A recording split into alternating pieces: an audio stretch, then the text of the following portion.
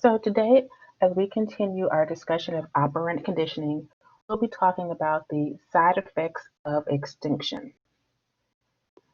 Now, to refresh your memory, when we talk about extinction in terms of operant conditioning, we're referring to the non-reinforcement of a previously reinforced response, the result of which is to decrease the strength of that response. So when you have a response or a behavior that has been strengthened or increased through the use of reinforcement, and then you want to decrease or weaken that response, you would use extinction, meaning you take away the reinforcer that led to the increase of that behavior. So when you use extinction, there are two possible outcomes. Behavior can be extinguished, meaning the behavior ceases entirely. The organism is no longer showing the behavior at all. Extinction can also lead to a behavior being partially extinguished, meaning the response has weakened, it has lessened, but has not ceased entirely, so the organism is still occasionally showing instances of the behavior. Now, when using extinction, you want to make sure that the reinforcer being withheld is the reinforcer that was maintaining the behavior. So let's say your child tantrums, you've been giving your child ice cream or candy in order to decrease the tantrums, but actually it has increased the tantrums. So the candy and the ice cream and the treats have served as reinforcers and the tantruming has increased. And you decide that you want to decrease those tantrums by withholding the ice cream and the treats when your child tantrums, and you're trying to extinguish this behavior. If you find that the child is still tantruming, it could be that the treats and the ice cream and the candy, they were not the actual reinforcers that were maintaining the behavior. It could have been the attention that you were giving your child. So you thought it was the treats that was maintaining the behavior. It was actually getting attention from you that was maintaining that behavior. So when you remove that reinforcer of the candy and the treats, it didn't actually extinguish the behavior because it was a wrong reinforcer. So when you're trying to extinguish a behavior and you're trying to withhold a reinforcer, you have to make sure that it's actually the reinforcer that was strengthening or maintaining that behavior. So when you remove a reinforcer or you try to extinguish a behavior, there are several side effects of extinction that can come about. So as you can imagine, if you're used to performing a behavior and getting a reinforcer, and that reinforcer is then removed and you're still performing the same behavior, but you're not getting the expected outcome, you're not getting the reward or the reinforcer that you're used to, sometimes that causes side effects. It causes people to become upset or to change their behavior in different ways. So we'll be talking about the side effects of extinction, what happens when you remove a reinforcer for a behavior. So the first thing you can see when you try to extinguish a behavior is an extinction burst.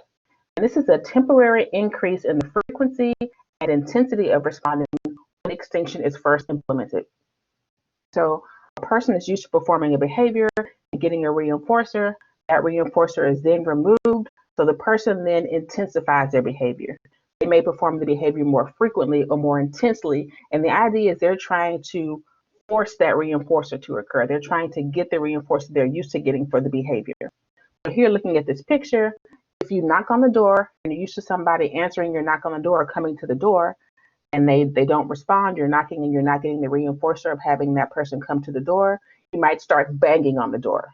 You've increased the frequency and the intensity of responding to try to get that reinforcer.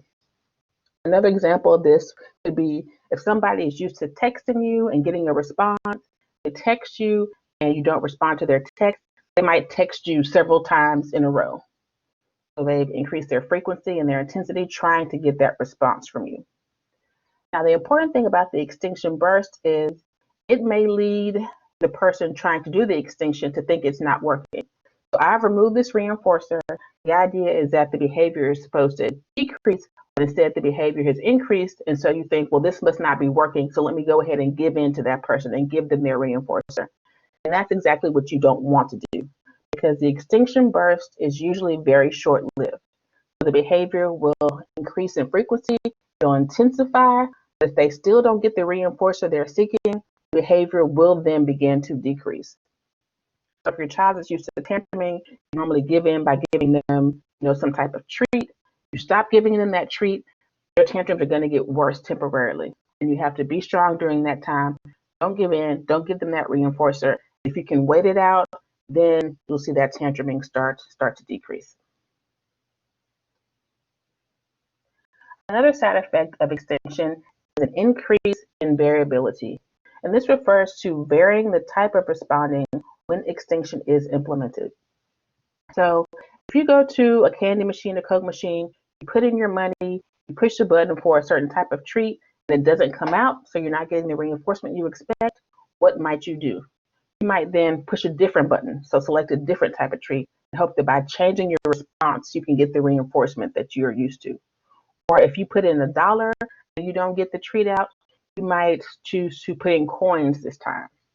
So you change up the way you're responding in an attempt to try to get the reinforcer. Another example, if you're texting somebody, you're not getting a response, you're used to them responding when you text, then you might try calling them, or you might try going to their house, or try emailing them. So you might try changing the way that you're responding in order to try to get that reinforcer. So extinction or lack of reinforcement can also lead to emotional behavior. So this is when reinforcement is withheld. The organism often becomes upset and agitated, and this is typically referred to as frustration. So this is just what it sounds like. You're used to studying, and as a result, you get the reinforcement of getting good grades. But now you're studying and you're not getting the good grades, then you get frustrated, you get emotional, you get upset. This is a common side effect of having that reinforcer removed. Now, emotional behavior can also come in the form of aggression. So this is a specific type of emotional behavior where you become hostile toward those who block access to reinforcement. So this can be hostility toward a person who's not giving you reinforcement, or looking at this picture, it can also be hostility toward a thing that's not giving you your reinforcement. So you put your money into a vending machine, you try to get chips out, you put your money in, you're not getting it out, so you get emotional to the point of being aggressive where you start to kick the machine. So your frustration and your emotional behavior has gotten so overwhelming that you're actually acting out aggressively toward the person or the thing that has stopped giving you that reinforcement.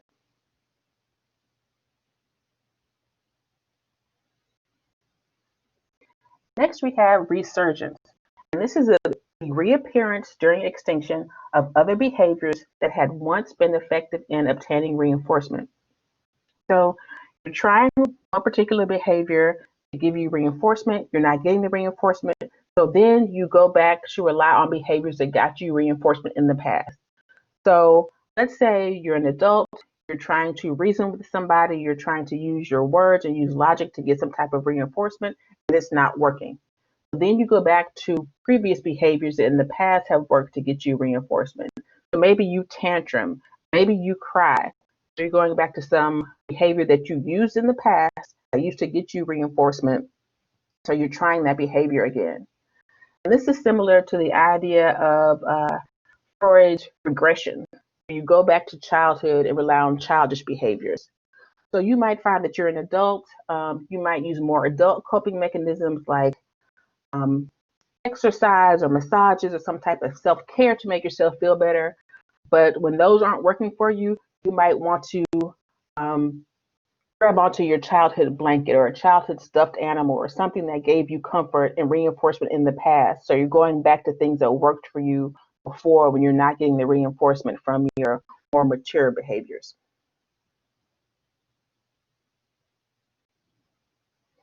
And finally, depression. You can experience sadness, low activity levels, and other depressive symptoms as a result of having a reinforcer removed.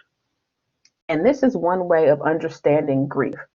So when you feel grief when somebody passes away who's close to you, this can be considered as depression resulting from the removal of a reinforcer. So this person was a reinforcer to you. You're used to being able to pick up the phone and call this person and get the reinforcement of talking to them. You can no longer do that. The reinforcer has been removed. And the side effect of having that reinforcer removed is depression. You feel sad. You don't want to get out of bed. And so the important thing to remember about all of these side effects of extinction is that they can lead you to believe that extinction is not working.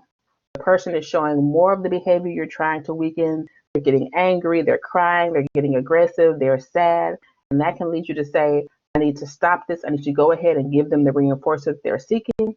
It's exactly the contrary. These are indications that your extinction is working. So if that extinction trial persists, eventually those behaviors will decrease, they will weaken.